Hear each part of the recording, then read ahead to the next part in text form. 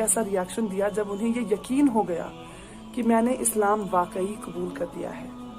जैसा कि मैंने आपको पहले वीडियो में बताया कि अक्टूबर मंथ में मैंने अपने पापा को SMS के थ्रू बता दिया था कि मैं इस्लाम कबूल कर चुकी हूँ। पहले मेरे पापा ने ये एक्सेप्ट नहीं किया, मेरे फादर साहब ने ये माना ही नहीं। उनको लगा शायद ये इन्फ्लुएंस है, असर थोड़ा बहुत होता है, जो आप रेगुलरली जो आप देखते हैं सुनते हैं, जिस माहौल में रहते हैं थोड़ा सा असर हो जाता है, तो शायद ये वो असर हुआ है इस पे। लेकिन मैं अपने डैड को सीधे बोलती रही, पापा मुझे किसी चीज का असर वसर नहीं हुआ है, मैं इन्फ्लुएंस में नहीं हूँ, मैं सच में इस्लाम कबूल कर चुकी हूँ और मैं इस्लाम नहीं छोड़ूंगी। अब मेरे पापा मुझे समझाने लगे कि बेटा मैं हर दिन की इज्जत करता हूँ, हर दिन बहुत खूबसूरत है और इस्लाम बेहद खूबसूरत रिलीजन है, लेकिन आप अपना धर्म छोड़कर किसी और धर्म को अपना लें, ये सही नहीं है। आप अच्छी बातें उठाएं इस्लाम से, अपनाएं अपनी जिंदगी में, लेकिन पूरी तरह मुसलमान ना बन जाए। मैं अपने पापा से कहती रही, नहीं मुझे इस्लाम में ही रहना है पापा, मैं इस्लाम नहीं छोड़ूंगी चाहे कुछ भी हो जाए।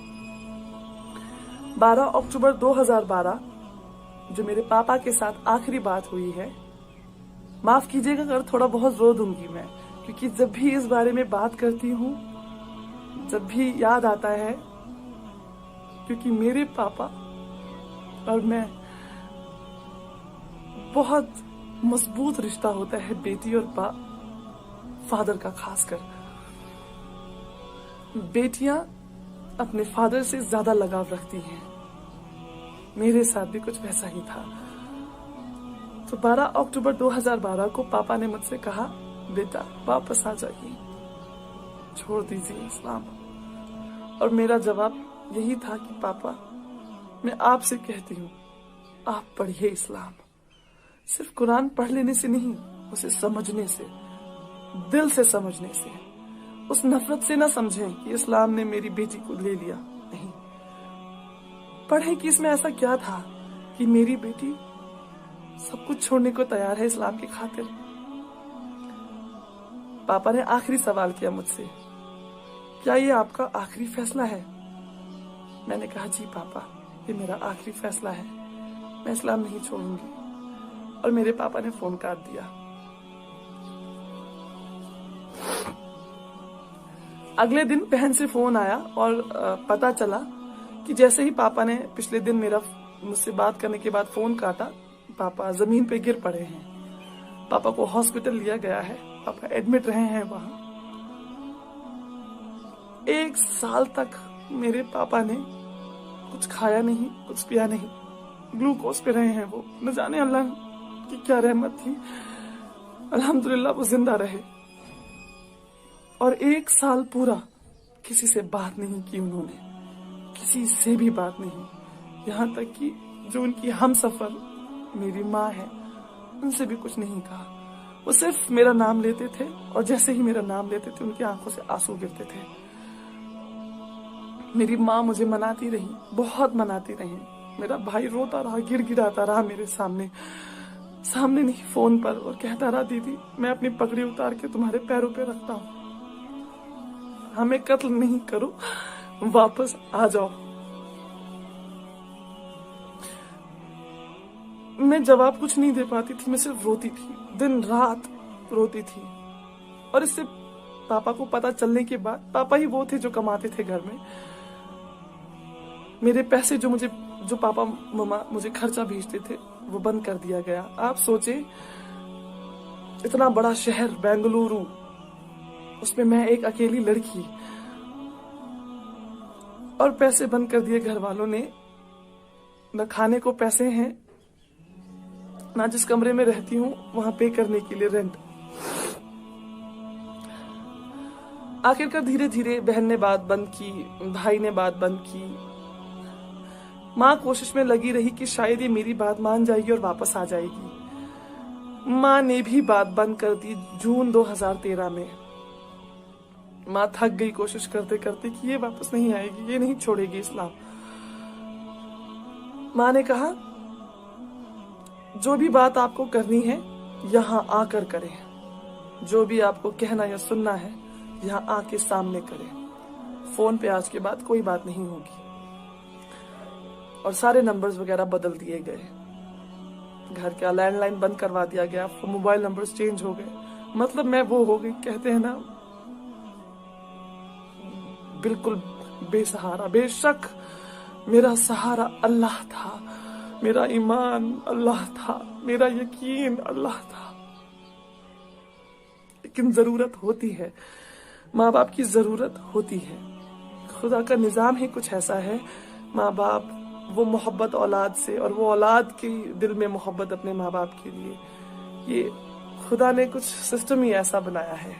तो जब वो मेरी जड़ें जब हिल गई, मैं कमजोर पड़ गई, और यहाँ से माँ बाप ने पैसा भेजना बंद कर दिया था पहले ही, मजबूर होकर मुझे वो कमरा छोड़ना पड़ा और मैं जाके रहने लगी एक मदरसे में।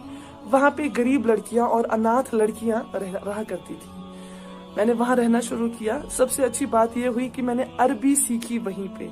मैं जो अरबी में आज कुरान पढ़ पाती हूँ, मेरी पहली बेसिक तालीम अरबी की उसी मदरसे में हुई। और बहुत कुछ सीखने को मिला कि मैंने तो फिर भी 23-24 साल माँ बाप के साथ रही हूँ। माँ बाप ने इतना अच्छी जिंदगी दी है, हमेशा ख्वाहिशें पूरी की हैं। वहां वो बच्चियां थी मदरसे में जिन्होंने बचपन से अपने माँ बाप को खोया है। कोई नहीं है उनका सिवाय अल्लाह के।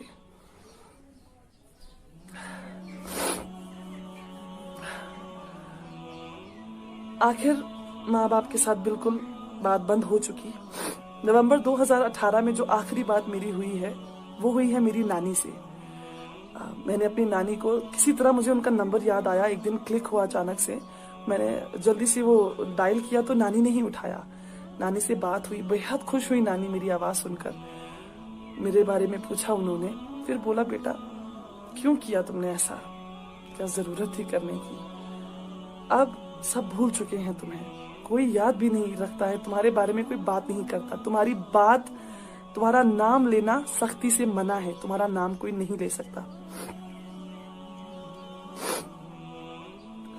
तो अब आप जहां हैं खुश रहें, अच्छे से रहें, सुकून से रहें। तड़पना आपको भी है, तड़पना हमें भी है, क्योंकि वो खून का रिश्ता, मोहब्बत का रिश्ता जो हमारे बीच है, वो तो खत्म नहीं हो सकता। आपकी माँ को, आपके फादर साहब को आप याद आती हैं, बहुत याद आती हैं, लेकिन जो ये सोशल कंपल्शन होती है ना, जो सोसाइटी है बीच में, इसकी वजह से अलग हैं आप नहीं मिल पाएंगे अब उन्होंने मुझे एक बात और बोली, मेरी नानी ने उन्हें बोला, ख्वाब में भी यहाँ आने की जुर्रत नहीं करना। असली का तो छोड़ ही दे, आप ख्वाब में आने की जुर्रत नहीं करना।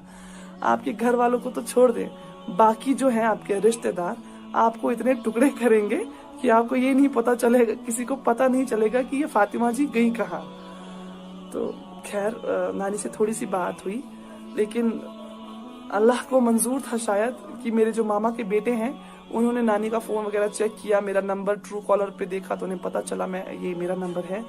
तो नानी को भी थोड़ी सी सख्ती देखनी पड़ी, और फिर नानी ने एक और फोन किया मुझे कुछ सेकंड्स का और बोला, बेटा मुझे आज के बाद फोन नहीं करना, इनको पता चल गया है कि मेरी आपसे बात हुई थी। खैर फिर कुछ साल, 1-1.5 साल पहले ही मैंने अपनी जो मेरी बहन है उनका फेसबुक अकाउंट से उनकी फ्रेंड को मैंने मैसेज किया। बहुत रिक्वेस्ट करने के बाद उनसे नंबर लिया, उनसे बात की।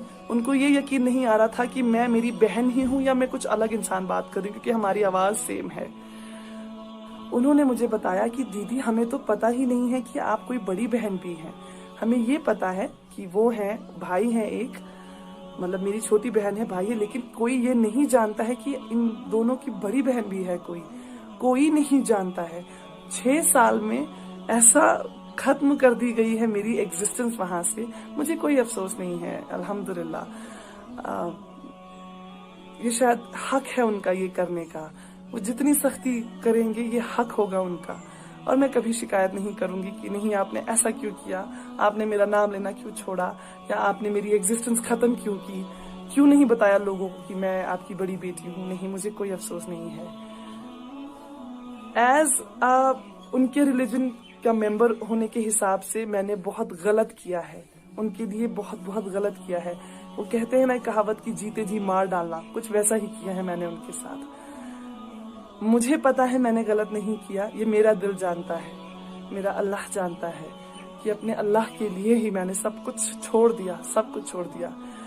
ये बातें उन्हें तब तक समझ नहीं आएंगी जब तक अल्लाह की रहमत उन पर नहीं होंगी, उनके दिल नहीं खुलेंगे, उनके कानों से पर्दे नहीं हटेंगे। तब तक जब तक उनको ये बात समझ नहीं आएगी इस्लाम के बारे में, अल्लाह के बारे में, हमारे नबी सल्लल्लाहु अलैहि वसल्लम के बारे में, तब तक नामुमकिन है कि वो मेरी सिचुएशन को समझेंगे। मुझे कोई शिकायत नहीं है किसी से भी। खैर, जितने भी नए मेंबर्स घर में ऐड हुए हैं, जैसे कजन्स वगैरह की, मेरे भाई की शादी, चचेरे भाई की शादी, जिनकी भी भाई बहनों की शादी है, जितनी भी भाभियां या जीजू घर में आए हैं, किसी को नहीं पता है कि इनकी एक बड़ी बेटी भी थी। तो बिल्कुल ही खत्म कर दी गई हूँ। आप लोगों से कहना चाहती हूँ कि अगर आपके पास आपके माँ बाप हैं, जिंदा हैं, आपके वालिद हैं, आपकी माँ है, आपके साथ है, वो वालिदैन दोनों हैं आपके साथ, या शायद किसी और शहर में, किसी और देश में रहते हैं, अल्लाह के लिए कभी ऐसा ना करें कि उन्हें तकलीफ हो। ये ऐसा अनमोल तोहफा अल्लाह ताला ने आपको दिया है। बहुत खुश नसीब है अगर आपके पास दोनों हैं या एक भी है, बहुत खुश नसीब है, यकीन मानिए। ये ऐसा तोहफा है जिसके लिए आपने कुछ पैसे नहीं दिए। आप जाते हैं ना दुकान पे, आप जब पैसे देते हैं तभी कोई तोहफा खरीद सकते हैं किसी को देने के लिए। अल्लाह ने आपको फ्री में दिया है। आप अपनी माँ से जन्म लेते हैं, माँ और जो पापा फादर साहब होते हैं, दोनों से बेहद मोहब्बत मिलती है, मोहब्बत में पले बड़े हैं आप। आपको क्या देना पड़ा उन्हें? कुछ भी नहीं। उन्होंने आपका ख्याल तब रखा जब आप बेसहारा थे, बिल्कुल बेसहारा। जब आप शायद खुद कुछ खा पी नहीं पाते थे, तब माँ ने आपको छाती से लगा के आपका पेट भरा है। जब आपको चलना नहीं आता था, आपके फादर साहब ने आपकी उंगली पकड़ के गिर गिर के चलना सिखाया है। आपकी स्कूल की फीसेस आप कैलकुलेट करने बैठेंगे ना, ताउम्र की आपको फीसेस कितनी लगी हैं, आपका दिमाग चकरा जाएगा कि आपके माँ और पापा ने कितना खर्चा किया है आपको इस तरह का इंसान बनाने के लिए। तो अगर आपके माँ बाप आपके पास हैं, करीब हैं, थोड़े दूर भी हैं, खुदा के लिए उन्हें बताएं कि आप उनसे कितनी मोहब्बत करते हैं। उन्हें बताएं कि वो कितना अहम हिस्सा है आपकी जिंदगी का। अगर वो दूर हो गए आपसे, दोबारा आपको मौका कभी नहीं मिलेगा उन्हें ये बताने का। तो जब तक जान है बता दीजिए, जब तक ये सांसें चल रही हैं उन्हें एहसास करवा दीजिए।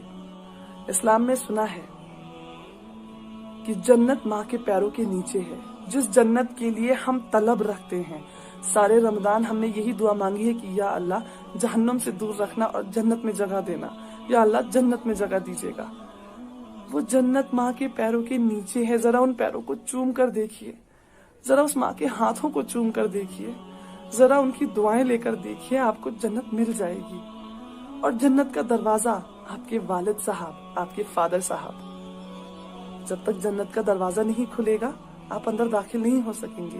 तो दोनों ही बहुत अहम हैं, बहुत जरूरी हैं। कद्र कीजिए इस तोहफे की जो आपको बिना कुछ पे किए बगैर मिला है। कद्र कीजिए उस तोहफे की जिन्होंने ताउम्र आपका ख्याल रखा है और आपसे वैसी ही मोहब्बत करी है जिस दिन से आप पैदा हुए हैं।